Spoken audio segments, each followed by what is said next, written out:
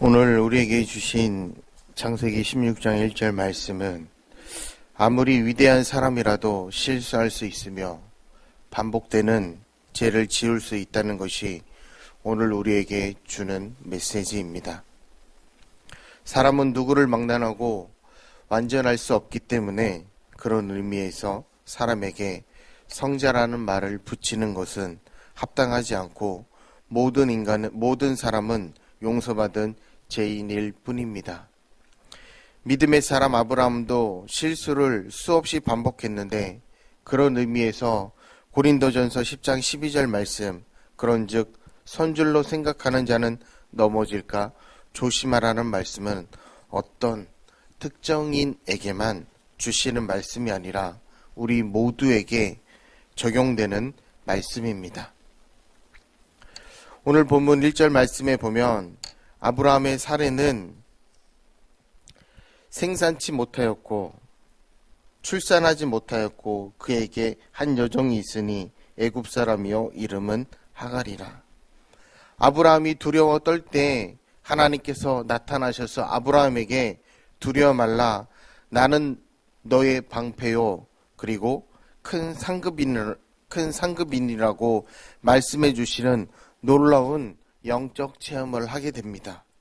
그래서 아브라함은 다시 믿음과 용기를 갖고 시작합니다.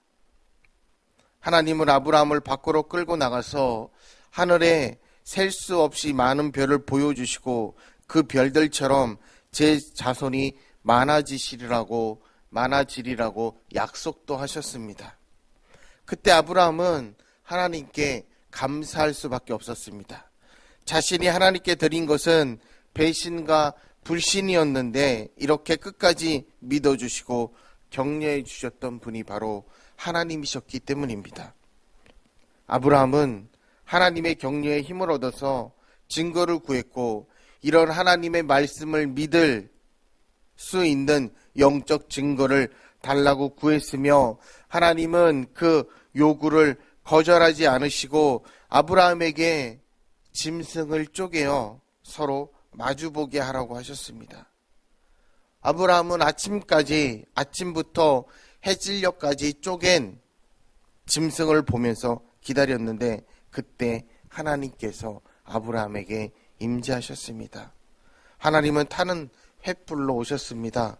그리고 아브라함에게 언약의 도장을 찍으셨고 이것은 실로 깊은 아브라함의 영적인 경험이었습니다. 아브라함의 믿음이 다시 살아나기 시작했고 이 믿음을 보고 하나님의 의로 여겼다고 말씀하셨습니다. 꿈쩍도 하지 않는 현실, 우리가 마음이 답답하고 할 때 산에 가서 아니면 기도원에 가서 금식하면서 하나님께 매달리고 간절히 기도하면 하나님께서 응답하시고 말씀도 주시고 환상도 보여주시고 우리에게 격려도 주시고 용기도 주시기 때문에 우리는 영적 체험을 안고 건강한 또한 영적인 상태로 집으로 돌아오게 됩니다. 그러나 집으로 돌아오는 순간 어떤 일이 우리에게 생깁니까? 현실이 기다리고 있는데 산에서 기도하는 것과는 전혀 다른 짜증나는 일이 생기고 또한 나로 하여금 산으로 갈 수밖에 없게 한 그 현실은 꿈쩍도 하지 않고 나를 또한 우리를 기다리고 있습니다. 아브라함의 경우도 마찬가지였습니다. 그는 타는 횃불로 나타나신 하나님도 경험했고 또한 하나님의 음성을 분명히 들었고 하나님께서는 아브라함에게 환상도 보여주셨고 영적으로 충만한 상태로 집으로 돌아왔습니다. 그러나 그곳에는 여전히 현실이 기다리고 있었는데 그것은 바로 자신의 아내 사레의 현실이었습니다. 본문에서는 그녀가 출산하지 못하였다고 말씀하고 있어서 우리는 이 말씀 속에서 사라의 고민을 추측할 수 있는데 육체는 늙어가고 아이를 출산할 수 있는 가능성은 사라져가고 있었습니다. 하나님의 약속은 있었지만 아기는 없었기 때문에 이 사레의 속은 두려워하기 시작했던 것입니다. 아기를 낳지 못하는 사람이 어떻게 사레뿐이었겠습니까? 그러나 그녀의 고민은 좀 특이했는데, 왜냐하면 그녀는 하나님께서 약속을 하셨기 때문입니다. 하나님의 약속을 받았기 때문에, 그래서 그녀는 급기야 하나님이 살아계실까, 또한 하나님이 나와 함께 하실까, 그분은 신실하신 하나님이실까, 그분의 음성과 약속대로 과연 이 약속이 나에게 이루어지실까? 만약 약속을 지키시는 하나님이라면 도대체 내게 무슨 잘못이 있길래 나에게는 아이가 없다는 말일까? 이렇게 고민하게 되었습니다. 이것이 사레의 현실이 아니었겠습니까? 이러한 좌절감은 그녀에게 부정적인 생각과 인간적인 생각을 갖게 하는데, 여기서 인간적인 생각이라고 하는 것은 설득력이 있어 보입니다. 왜냐하면 그것이 사람의 생각이기 때문입니다.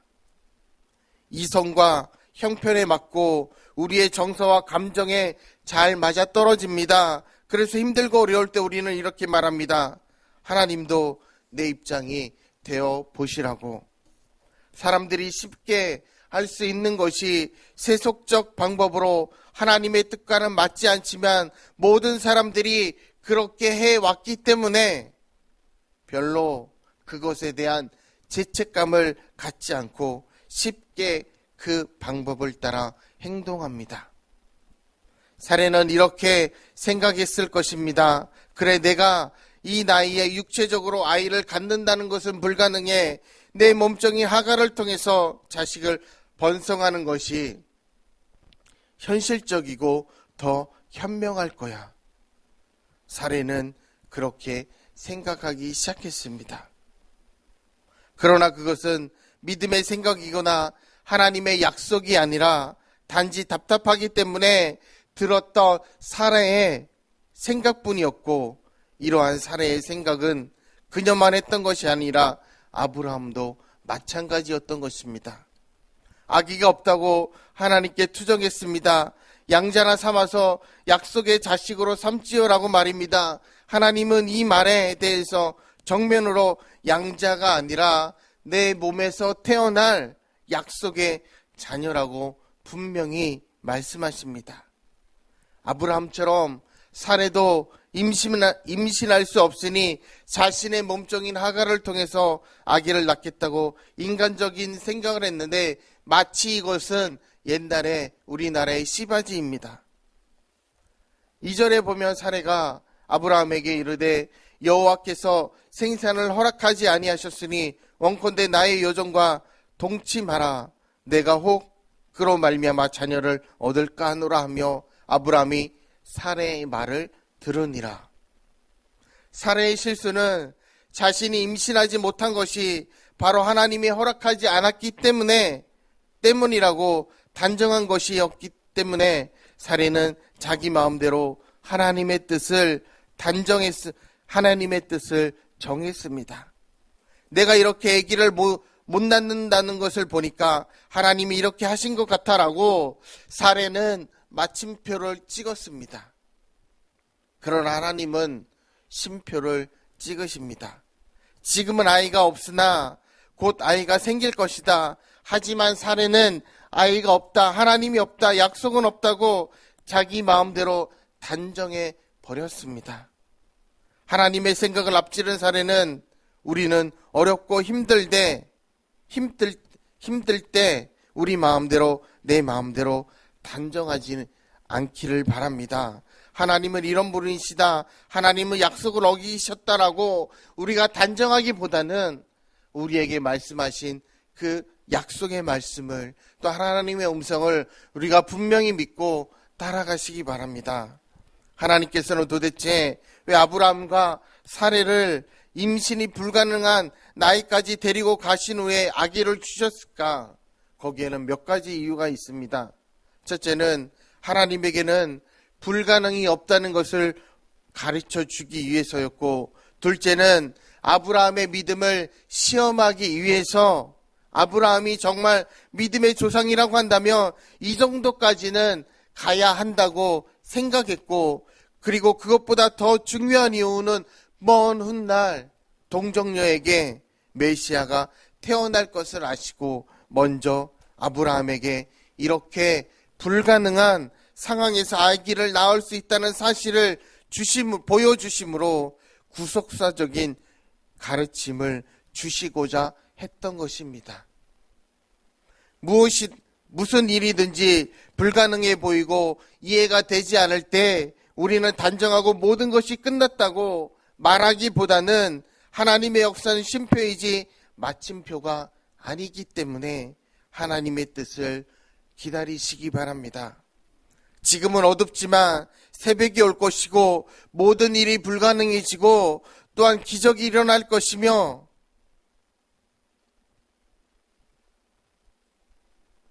상상할 수 없는 놀라운 일들이 우리 성도님들의 생애에 벌어질 수 있습니다. 이전에서 나타나는 사례의 또 다른 실수는 자신의 인간적인 생각을 실행함으로 옮긴 것으로서 자신의 몸종인 하갈을 아브라함에게 첩으로 주었고, 이것은 극히 세속적이고 비윤리적인 인간의 방법이었던 것입니다. 우리 동양 문화권에서는 씨바지 문화가 있는데 사람들은 급하면 쉽게 원리와 원칙을 무시하고 편법을 쓰는데 편법은 쉽고 첩경처럼 보입니다. 그러나 그 결과는 언제나 비극적이고 비참한 법입니다. 사례는 애굽에서 얻은 몸종 하갈을 통해 임신하게 함으로써 자신의 모든 문제와 불만과 갈등을 해결하려고 했지만 그것은 어리석은 선택이었고 사례의 뜻대로 되지 않았습니다. 그래서 우리가 힘들고 어려울 때 감정적으로 일을 처리하면 사고가 생기고 후회가 생깁니다. 지금 사례는 극도로 불안하고 극도로 두려움에 사로잡혀 우울증 증세까지 보였고 그녀의 행동은 실수할 확률이 높았으며 그녀의 판단력은 잃어버리고 있었습니다. 어려울 때일수록 우리의 마음을 하나님 앞에 드려야 합니다. 사람이 급해지면 마음을 곱게 쓰지 않습니다. 사례의 실수 다음으로 이어지는 것은 아브라함의 실수인데 아브라함은 사례의 고통과 극도의 불안한 상황 속에서 내뱉었던 이 말을 아무 생각 없이 동의하는데 아브라함이 온전한 믿음의 사람이었다면 사례의 제안을 거부했어야 하는데 왜냐하면 그것이 그녀의 진실이 아니었기 때문에 사례의 말을 거절하는 것이 맞는 것이었습니다. 내 몸종을 통해 아기를 낳으십시오라는 말이 사례의 진심이었을까요? 아닙니다. 그것은 사례의 투정이고 갈등의 표현이었을 것입니다. 이때 그는 이렇게 말했어야 합니다. 당신이 오죽하면 그런 말을 하겠어요. 포기하지 말고 하나님의 약속을 믿고 기다려 봅시다. 임신하지 못한 사례를 위로하고 격려하고 용기를 해 주었어야 할 아브라함이었지만 이것이 믿음의 사람이 할 일이었지만 그는 사례의 인간적인 고통을 헤아리지 못하고 그 제안을 수락하고 마는데 여기서 비극이 시작됩니다. 3절 말씀에 보면 아브라함의 아내 사레가 그 여종 애굽 사람 하갈을 가져 그 남편 아브라함에게 첩으로 준 때는 아브라함이 가나안 땅에 거주한 지 10년 후이었더라. 아브라함이 믿음의 여행을 시작할 때는 75세였고 그리고 지금 나이는 85세입니다.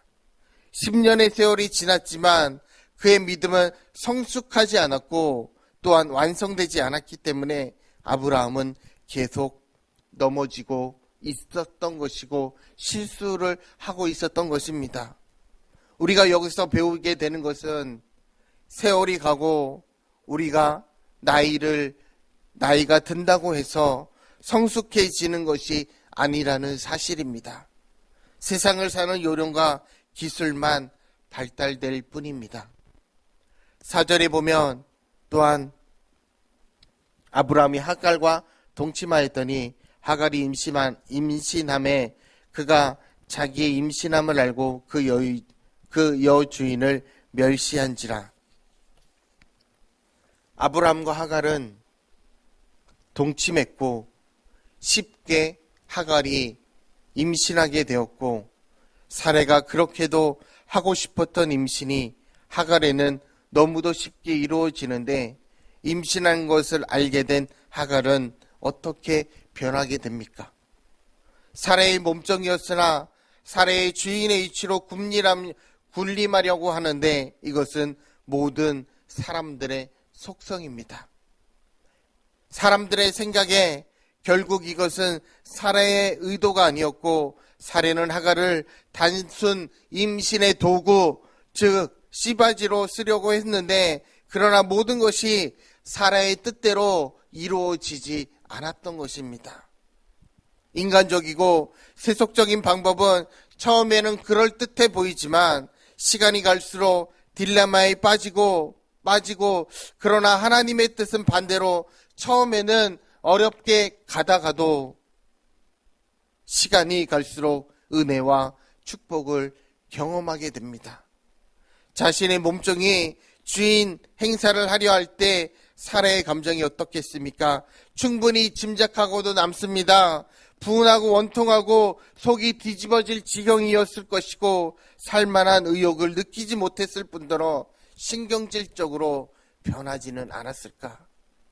그 이야기가 5절에 보면 사례가 아브라함에게 이르되 내가 받는 모욕은 당신이 받아야 옳도다. 내가 나의 여종을 당신의 품에 품었거늘 그가 자기의 임신함을 알고 나를 멸시하니 당신과 나 사이에 여호와께서 판단하시기를 원하노라. 여러분, 이 실수는 누가 저지른 것입니까? 사례였습니다. 그런데 화는 누가 내고 있습니까? 사례가 내고 있습니다. 실수한 사람이 화를 내는 법입니다. 지은 사람이 큰 소리칩니다. 실수는 사례, 자신이 하고서는 그 책임을 아브라함에게, 남편에게 뒤집어 씌우고 있습니다. 죄는 변명하고 책임을 전가시키는 특성이 있습니다. 이런 모습은 아브라함에게도 찾아볼 수 있는데, 아담에게도 찾아볼 수 있는데, 아담이 선악과를 먹었고 하나님이 그런 아담에게 찾아오셔서 누가 너에게 선악과를 먹으라고 했느냐라고 물었을 때 아담이 내가 선악과를 따먹었습니다라고 말하지 않았습니다. 선악과를 먹은 것은 사실이지만 그 책임은 하와에게 있고 또 더 근본적으로 하나님께 있다고 말한 것입니다. 이런 책임전과 변명이 제 독특한 특성입니다. 어떤 사람은 도둑질하고서도 이렇게 말하는데 아니 도대체 우리 사회에서 도둑질하지 않고 살 수 있느냐? 어떤 사람은 술을 먹고서 이렇게 시를 씁니다. 이 사회가 나를 술 먹게 한다. 정말 그렇습니까? 아닙니다. 그것은 책임 전가입니다. 사례는 적극적으로 아브라함에게 항의를 하는데 그녀는 모든 실수는 다 당신 때문이라고 합니다. 과연 이 시점에서 항의한다고 무슨 소용이 있었겠습니까? 이미 생긴 아기를 지웠을까요? 상황은 이미 쏟아진 물이었습니다. 우리는 이런 상황에 부딪혔을 때 현명하게 대처해야 하지만 대부분의 사람들은 감정적으로 대처해서 분노를 쏟아놓습니다. 그러나 분노를 쏟아놓으면 어려운 일이 더 많이 생깁니다.